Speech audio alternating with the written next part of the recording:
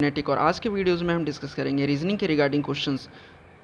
जो ये क्वेश्चंस का जो सेट है ये आने वाले जितने भी हम कम्पिटिटिव एग्ज़ाम है उसको पॉइंट ऑफ व्यू में रख करके ये क्वेश्चंस डिज़ाइन किए गए हैं और इसमें बैंकिंग एग्ज़ाम्स के टाइप के क्वेश्चंस को भी प्रायोरिटी में दिया गया है।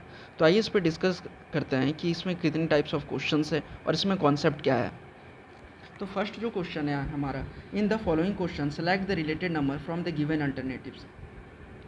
और अल्टरनेटिव्स क्या है? A B C D. और ये जो एनालॉजी टाइप का क्वेश्चंस है, फर्स्ट ऑफ ऑल हम इसमें कॉन्सेप्ट में देखते हैं कि मैक्सिमम में जो होता है इस टाइप के क्वेश्चंस में स्क्वायर ऐड होता है या उसके बाद सम ऑफ ऑल डिजिट होता है।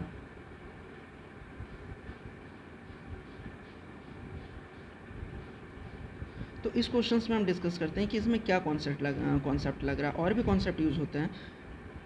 तो इसमें हम और डिस्कस करते हैं, जैसे कि यहाँ पे जो डिजिट है 248 फिर यहाँ 396। तो अब अगर हम यहाँ पे कैलकुलेट करते हैं, अगर हम मल्टीप्लाई करके देखते हैं 248, तो ये तो मल्टीप्लाई करेंगे तो 84 तो आ नहीं रहा है, तो ये हो नहीं रहा है। अगर हम इसका यहाँ पे स्क्वायर पे ऐड करें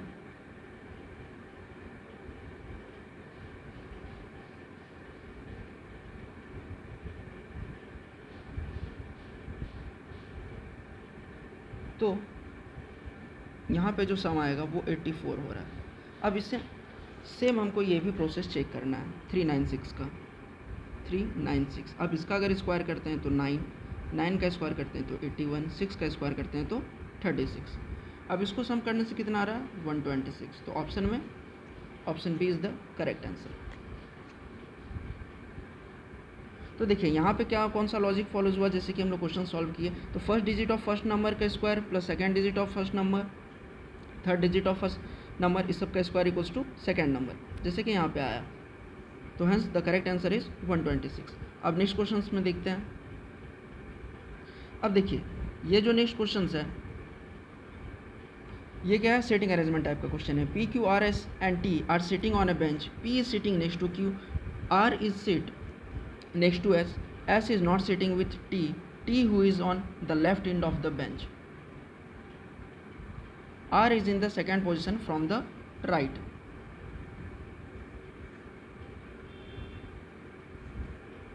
P is to the right of Q and T.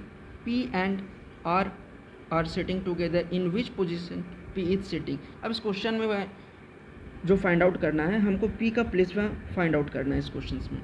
तो जो ये क्वेश्चन है ये सेटिंग का, सर्कुलर अरेंजमेंट का, तो सर्कुलर अरेंजमेंट वाले में मैंने ऑलरेडी इसका वीडियो कवर किया है कॉन्सेप्ट के रिगार्डिंग। आप वीडियोस में भी जाके देख सकते हैं सर्कुलर अरेंजमेंट का, और डिस्क्रिप्शन में मैं लिंक भी इसका प्रोवाइड कर दूंगा सर्कुलर अरेंजमेंट के पजल्स को आप कैसे सॉल्व कर सकते हैं। जैसे कि बैंकिंग में क्वेश्चन आता है तो इससे भी जो ये सर्कुलर अरेंजमेंट का कॉन्सेप्ट है इससे भी थोड़ा टफ रहता है बैंकिंग में। एसएससी के लेवल या और भी जो एसएससी टाइप के क्वेश्चन एग्ज़ाम होते हैं उसमें इस टाइप के क्वेश्चन आते हैं, लेकिन बैंकिंग एग्ज़ाम के लिए इससे लेवल टफ होता है। तो आइए ये क्वेश्चन सॉल्व करते हैं। P Q R S T and sitting on a bench, P is sitting next to Q. अब देखिए ये बेंच पे है, ये सर्कुलर वाला ही कॉन्सेप्ट है, या आप इसको लीनियर में भी बोल सकते हैं, लेकिन अगर आपको सर्कुलर अरेंजमेंट वाला कॉन्सेप्ट क्लियर है तो लीनियर भी क्लियर हो ही जाता है। तो P sitting next to Q, R is sitting next to S। पहले कितने इसमें मेंबर्स है? P, Q, R, S and T। इसमें 5 है। अब क्या है? P sitting next to Q, R is sitting next to S and S is not sitting with T who is on the left end of the bench. अब यहाँ पे जो T है वो क्या है? लेफ्ट एंड में बैठा हुआ है, तो लेफ्ट एंड इसका कहाँ हो जाएगा? लेफ्ट और राइट। T जो है लेफ्ट में बैठा हुआ है। और यहाँ पे सबसे पहले पजल्स में हम सबसे पहले वो पॉइंट आउट पिक करेंगे, वो स्टेटमेंट पिक करेंगे जिसका कि प्लेस स्पेसिफाई हो, या कि प्लेस उसका जब हम क्वेश्चंस वो पजल सॉल्व करें तो इजीली हम उसका प्लेस वैल्यू उसका प्लेस बैठा सके इस पोजीशंस पे according two questions. T who is on the left end of the bench, R is the second position from the right. अब देखिए राइट में है तो ये भी पॉइंट हम स्टेटमेंट पिक कर सकते हैं, R is on the second position from the right, तो R का प्लेस यहाँ पे हो गया। P is to the right of Q and T। अब जो P है वो राइट ऑफ Q और T के में है, तो टी के राइट में ये कहीं भी इसका प्लेस हो सकता है। P and R sitting together. अब देखिए पी और आर सिटिंग जो है वो टुगेदर है। अब स्टेटमेंट कौन सा पिक हो गया यहाँ पे, R is sitting second position from the right, ये आर का प्लेस पिक्ड हो गया यहाँ पे। P is to the right of Q and T, तो पी का वैल्यू यहाँ, पी यहाँ भी प्लेस हो सकता है, यहाँ भी हो सकता है और यहाँ भी हो सकता है। But P is to the right of Q and T, Q और टी का राइट में है पी, लेकिन ये नहीं बोला है कि सेकंड टू द राइट है या थर्ड टू द राइट है। तो पी और क्यू के भी राइट में कहीं भी वो इसका प्लेस पी का हो सकता है, लेकिन स्टेटमेंट में यहाँ पे क्लियरिफाई हो गया है कि पी का प्लेस कहाँ पे, P and R sitting together.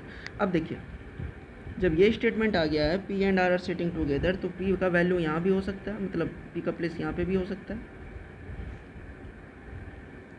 और एक केस हम ले लेते हैं जिसमें पी का प्लेस यहाँ पे भी हो सकता है, ठीक है।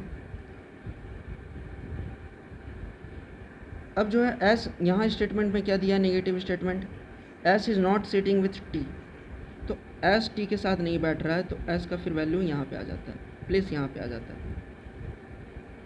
और यहाँ पे एक्सट्रीम राइट एंड पे ही एस का जो सीट वैकेंट रहेगा, तो यहाँ पे एस का प्लेस्ड हो जाएगा।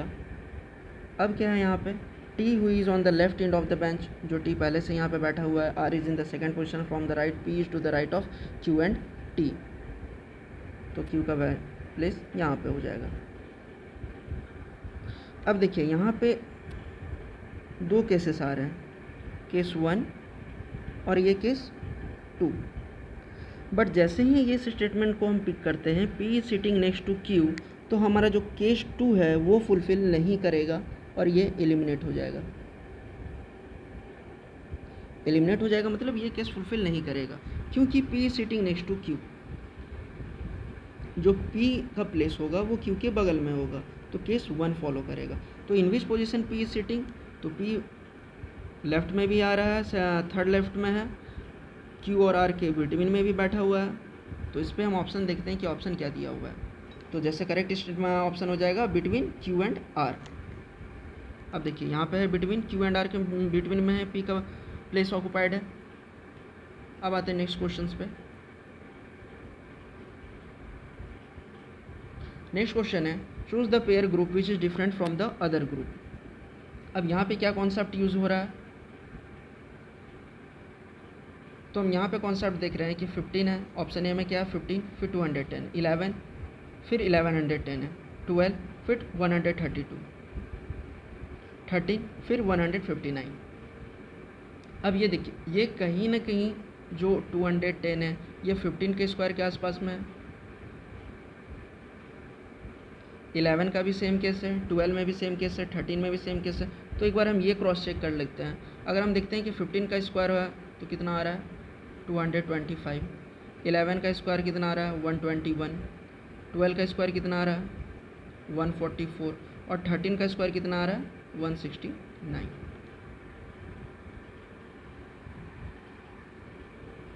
अब अगर हम इसको देखें 225 में अगर हम 15 माइनस करें तो कितना आ रहा है 210, मतलब कि यहाँ पे सेम ही नंबर माइनस हो रहा है। तो सेम प्रोसेस इसमें भी होगा, 11 माइनस होगा तो हमारे कितना आ जा रहा है 110, जो कि ये वैल्यू आ जा रहा है। और अगर हम 12 में भी करें, 12 का स्क्वायर में 12 माइनस करें तो कितना आ जा रहा है 132। और अगर इसमें अब हम देखें 13 में तो यहाँ पे 156 आ जा रहा है, बट ऑप्शन में क्या है यहाँ पे 159 है। तो डिफरेंट फ्रॉम अदर ग्रुप क्या हो गया, option D is the correct answer. ये देखिए यहाँ पे जो लॉजिक फॉलोज हुआ है, जो कि अभी हमने डिस्कस किया है, सेम लॉजिक फॉलो हुआ है। अब जो नेक्स्ट क्वेश्चन है, what was the day of the week on 27 May 2006, जो कैलेंडर कॉन्सेप्ट पे जो क्वेश्चंस आते हैं। तो इस टाइप के क्वेश्चंस आप कमेंट सेक्शन में बताइए कि इसका करेक्ट आंसर क्या होगा और इसमें हम कौन से कॉन्सेप्ट लगा के इस क्वेश्चंस को जल्दी से जल्दी सॉल्व कर पाएंगे विथ एक्यूरेसी। नेक्स्ट क्वेश्चन पर डिस्कस करते हैं। If it is in 5:29 PM, what is the measure of the angle between the minute and hours and of the clock. मतलब कि अगर 5:29 PM हो रहा है, तो जो मेज़र है एंगल का बिटवीन मिनट और आवर हैंड के बीच का जो मेज़र होगा, एंगल जो क्रिएट होगा वो क्या होगा। तो इस टाइप के जो क्वेश्चंस सॉल्व करने का जो फार्मूला होता है, angle equals to 60 hour minute upon 2, where h equals to hour, m equals to minute and a equals to angle.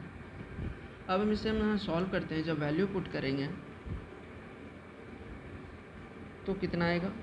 Our का वैल्यू है यहाँ पे 5, मिनट का वैल्यू है 390, फिर अपॉन 2,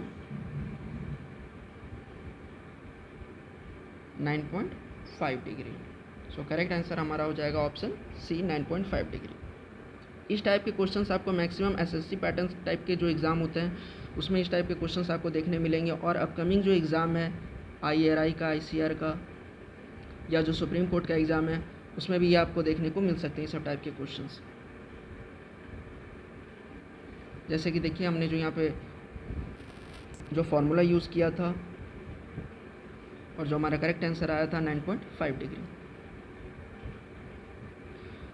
नेक्स्ट जो क्वेश्चन है, in a certain code language mate is coded as 05200113 and host is coded as 20191508, then how steam is written in the same code language. Question में ये बोल रहा है जैसे कि मेट कोडेड किया गया है 05200113 और होस्ट को कोडेड किया गया है 20191508, सेम प्रोसेस में स्टीम को हम क्या कोड लैंग्वेज में लिख सकते हैं। अब देखिए इस क्वेश्चन से कॉन्सेप्ट में क्या होगा कि जो अल्फ़ाबेट का वैल्यू रहता है जैसे कि A, B, C, D, ये आपको याद होना चाहिए, क्योंकि अगर ये आपको याद रहेगा तो आप एग्ज़ाम में से जल्दी सॉल्व कर पाएंगे।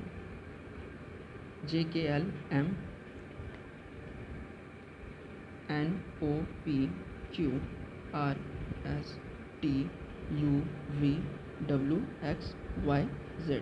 अब A का वैल्यू क्या हो गया 1 2 3 4 5 6 7 8 9 10 11 12 13 14। और एक ऐसे ही कॉन्सेप्ट वाला क्वेश्चन आता है जिसमें कि आपको रिवर्स ऑर्डर में क्वेश्चंस बोलेगा, इसलिए मैंने इसे ऑलरेडी रिवर्स ऑर्डर में भी लिखा है।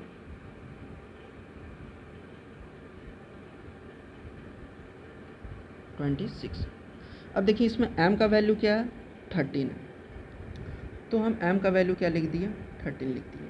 a का वैल्यू क्या है 1 है, t का वैल्यू क्या है 20 है और e का वैल्यू क्या है 5 है। अब देखिए यहाँ मेट का जितना भी डिजिट है इसी डिजिट में चेंज हो रहा है, इसी डिजिट को अरेंज करके जंबल करके लिखा हुआ है। तो जब हम यहाँ पे वैल्यू देखते हैं तो देखिए MATE, तो m का जो वैल्यू आना चाहिए वो लास्ट में, यानी m का वैल्यू यहाँ पे e का वैल्यू से प्लेस हो गया और e का जो वैल्यू वो m का जो डिजिट का वैल्यू है उससे प्लेस हो गया, तो यहाँ पे 05 ऐड कर दिया गया और t का a से फिर a का t से हो गया, यानी यहाँ 20 आ गया और फिर यहाँ 01 आ गया। और फिर अगर चेक करें कि होस्ट में भी सेम कॉन्सेप्ट फॉलो हो रहा है कि नहीं, तो हाँ होस्ट में भी सेम फॉलो हो रहा है। देखिए टी का क्या वैल्यू है 20, तो 20 यहाँ पे आ रहा है।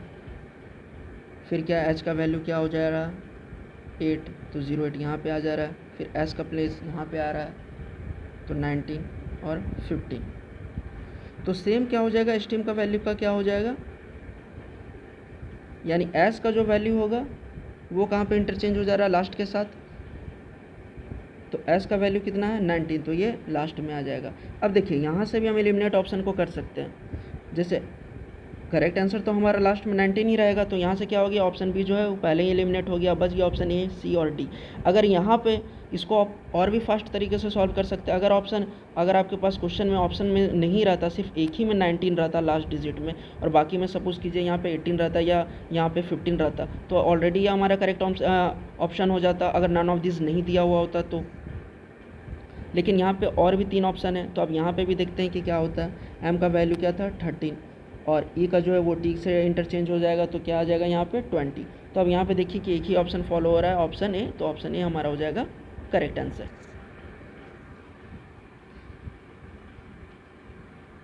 अब देखिए इसका डिटेल में सॉल्यूशन देखते हैं। जैसे कि डिटेल में मैंने अभी अल्फ़ाबेट वाला बताया, पोजीशन वैल्यू, सेम प्रोसेस ये फॉलो हुआ मेट का, फिर होस्ट का, सिमिलरली जो स्टीम का है वो भी सेम प्रोसेस करने से क्या आया करेक्ट आंसर 13052019। अब नेक्स्ट क्वेश्चन में डिस्कस करते हैं जो कि ब्लड रिलेशन टाइप का क्वेश्चन है। 7 person L, M, N, O, P, Q and R belong to the same family. There are 2 couples in the family. Parents of every children are alive. N is sister of M. P is the brother of Q. L is the father of Q. R is the mother of M. O is the mother-in-law of R. Q is a female. Q जो है वो female है. Then how N is related to। तो ये question discuss करने से पहले first of all हम लोग सिंबल डायग्राम बना लेते हैं। जैसे कि मैंने भी ब्लड रिलेशन वाले क्वेश्चंस जो टॉपिक कवर किए हैं उसमें भी मैंने ये कॉन्सेप्ट बताया है, और भी जितने भी रीजनिंग्स के वीडियोस हैं आप चाहे तो जाके देख सकते हैं। सर्कुलर अरेंजमेंट के क्वेश्चन टाइप्स के क्वेश्चन जिसमें कि सारे कॉन्सेप्ट को बताया गया है। Linear arrangement,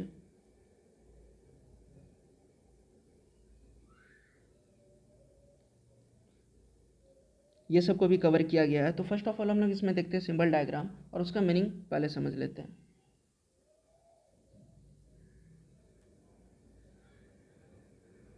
female, male, married couple,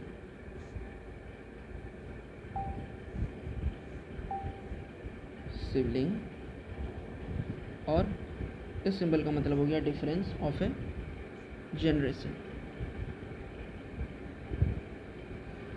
अब देखिए इस कॉन्सेप्ट पे इसमें क्या बोल रहा है। 7 person L, M, N, O, P and Q and R belong to the same family. There are 2 couples in the family. 2 couple है फैमिली में। Parents of every children are alive. N is the sister of M. N जो है वो M की sister है। P is the brother of Q. P जो है वो Q का ब्रदर है। L is the father of Q. L जो है वो Q के पिता हैं। R is the mother of M. O is the mother in law of O. R, Q is female. Then how N is related to O। तो इसका जो diagram बनेगा ब्लड रिलेशन का, जैसे कि मैंने यहाँ पर डिस्कस किया है, ये जैसे कि यहाँ पे जो सिंबल हुआ है married couple L and O, married couple है जो क्वेश्चन में डिस्कस किया गया था। देयर आर 2 मैरिड कपल्स, और दूसरा जो मैरिड कपल्स है वो R और P है। तो जो इसका करेक्ट आंसर होगा, the correct answer is grand daughter. Next question में डिस्कस करते हैं arrange the given order in the meaningful sequence. अब ये जो ऑप्शन दिया हुआ है इसको हम लोग मीनिंगफुल सीक्वेंस में, इसको जो करेक्ट आंसर है उसको करेक्ट ऑप्शन में ये बताना है कि कौन सा इसका करेक्ट आंसर है, लेकिन वो मीनिंगफुल सीक्वेंस होना चाहिए। जैसे कि planet, country, village, state, city. तो फर्स्ट ऑफ ऑल इसमें क्या आना चाहिए, ये जो हमारा ऑप्शन दिया हुआ है planet, country, village, state, city, तो ये अगर हम ऑप्शन देखते हैं 3, विलेज, सिटी, फिर क्या आ रहा है स्टेट, फिर क्या आ रहा है प्लानेट, फिर कंट्री, ये तो फुलफिल नहीं हो रहा है। फिर क्या है ऑप्शन में बी में, पहले सिटी। ये जो सीक्वेंस है इसको हम एक प्रोसेस में इसको फॉलो करेंगे। तो जो प्रोसेस में इसको सही तरीके से जो प्रोसेस में इसका फॉलो हो रहा है वो हो रहा है ऑप्शन 3, 5, 4, 2, 1, यानी करेक्ट आंसर जो है ऑप्शन डी। यानी 3 में आपका कौन सा है विलेज, फिर क्या है सिटी, स्टेट, कंट्री और प्लानेट। ये अगर इस प्रोसेस से भी रिवर्स प्रोसेस में भी चलता, ऑप्शन में दिया हुआ रहता, तब क्या हो जाएगा फर्स्ट में हो जाता planet, country, state, city, village. लेकिन अकॉर्डिंग टू जो सीक्वेंस दिया हुआ जो करेक्ट जो सीक्वेंस होगा 3 5 4 2 1 यानी ऑप्शन डी। नेक्स्ट क्वेश्चन क्या है, in certain code language specifies coded as KVX DUT and insult is coded as RIHPOO then how is RINGR written in the same code language. मतलब जो code language में PACIFY coded किया गया है जो कि KVX DUT है, in same process insult RIHPOO में क्या कोड किया जाएगा।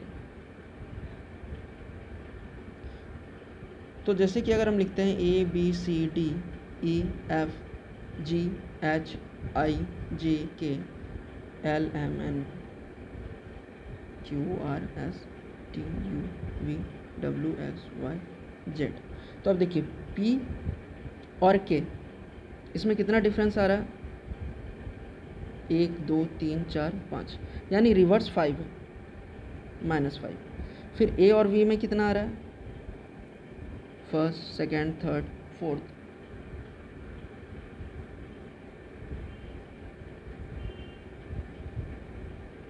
और 5, तो यहाँ पे भी 5 में आ रहा है।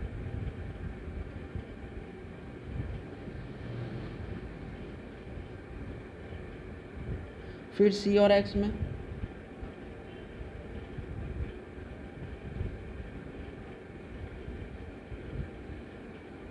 सेम प्रोसेस करते हैं। अगर हम इस पे कोडेड करते हैं तो RINGER में, और यहाँ पे I में भी अगर हम प्रोसेस चेक कर रहे हैं तो R में कितना आ रहा है,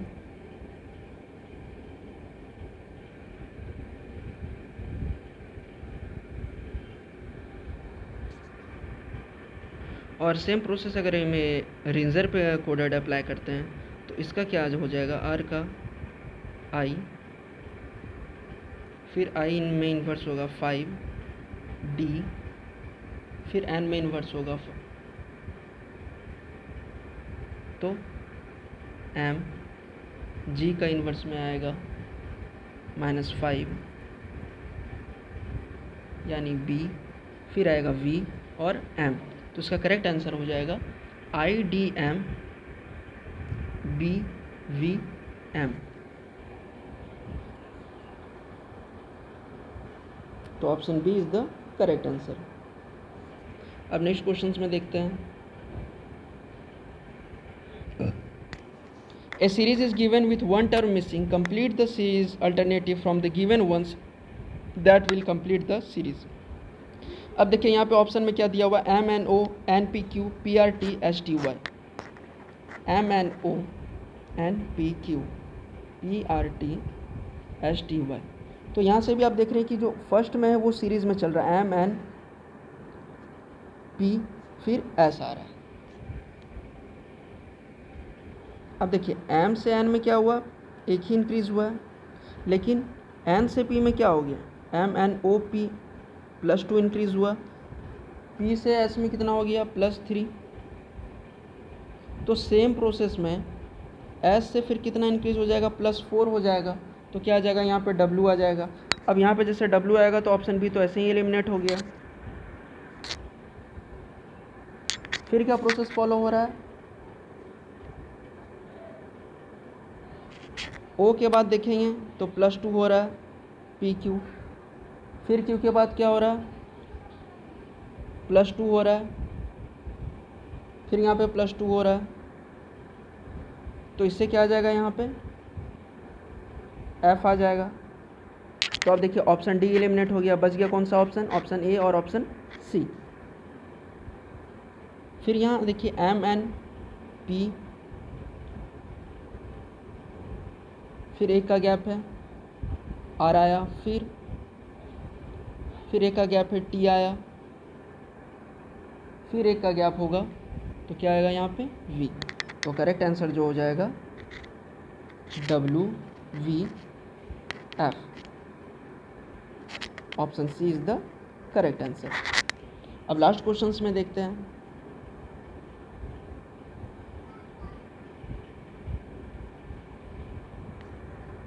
तो इस टॉपिक पे इस वीडियोज़ में इतना ही क्वेश्चंस कवर किया गया है। नेक्स्ट वीडियोज़ में हम और क्वेश्चंस पे आएंगे जो कि अपकमिंग एग्ज़ाम है जितने भी, उस सभी एग्ज़ाम को फोकस में रख करके सेट क्वेश्चंस बनाया जाएगा रीजनिंग के रिगार्डिंग, आरआरबी का और आईबीपीएस क्लर्क का। और आप कमेंट सेक्शंस में बताइए कि कौन से आपको कॉन्सेप्ट पे और भी वीडियोज़ चाहिए। And please subscribe our channel. Thank you for watching.